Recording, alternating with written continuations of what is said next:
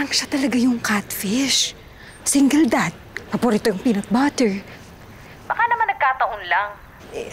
Baka, pero ang weird. Na-meet mo si Randy. Yung totoong catfish. Ingat ka, nahulog ka na nga sa peking Kyle. Baka ma-fall ka din kay real Kyle. Hoy! Hindi naman. Teacher Marby! Ay, babay na nga.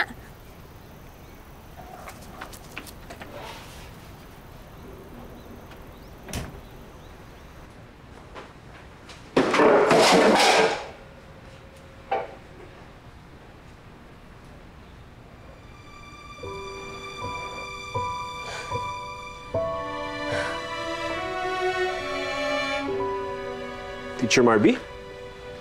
Dito ka pa pala. Pauwi na rin. Kyle, sino tong kasama mo? So that's Randy. Pinsan ko siya. He died a year ago. You know, he was like my best friend. I remember months before nawala na siya, pinipilit niya ako makipag-date. Sinasabi niya sa akin na gusto niya maging masaya bago siya mawala. Napakabait. Parang santo. Kaya siguro siya kinuha ni Lord kagad.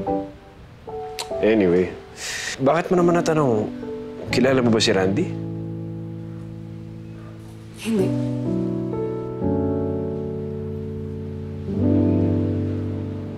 So, kaya nagaya ni Randy yung buong pagkatao ni Kyle is because magpinsan sila. Ang bobo ko.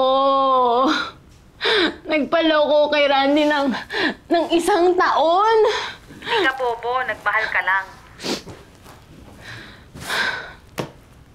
Mukhang hindi na. Ikaw pa ba? Si Miss always searching for the one. Ang tanong, kung makita ko ulit nga yung the one, magtitiwala ba ako ulit?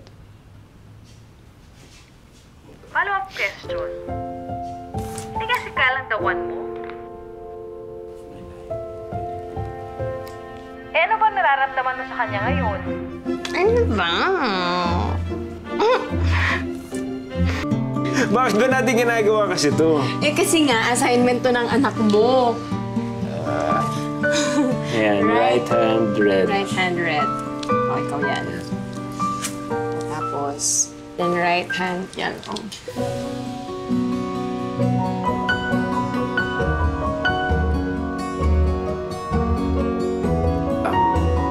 I think we need to do the next turn. Sige, sige. Okay, sige. Twist mo na ulit.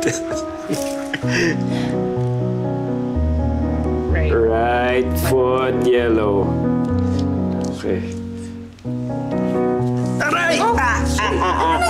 Ouch! Ouch! Ouch! Ouch! Aray! Ano nangyari? Aray! Foot! Teka. Wag. Ano ka ba yung tita ko na operahan din dyan? Sandali. Dahan-dahan, ipatong mo sa akin. Alam ko kung saan mamasahihin ang tama. Ha? Paano mo nalaman na may injury ako dyan? Isang tao na nakakaalam nun, ha? Kilala mo ba si Randy? So, kinatfish ka ng pinsan kong si Randy? Bakit ngayon mo lang sinasabi sa akin? Ang hirap din kasi para sa akin. Hiyang-hiya ako. Kailangan ko mag-move on sa taong hindi naman nag-i-exist. Pero nung nakita kita, biglang naging totoo yung taong minahal ko. Pero hindi ako yun, Barbie. Alam ko. I'm sorry, Kyle. You know, Ocean really likes you as her tutor. Maybe from now on, pag pumunta ka dito, yun na lang ang gagawin mo.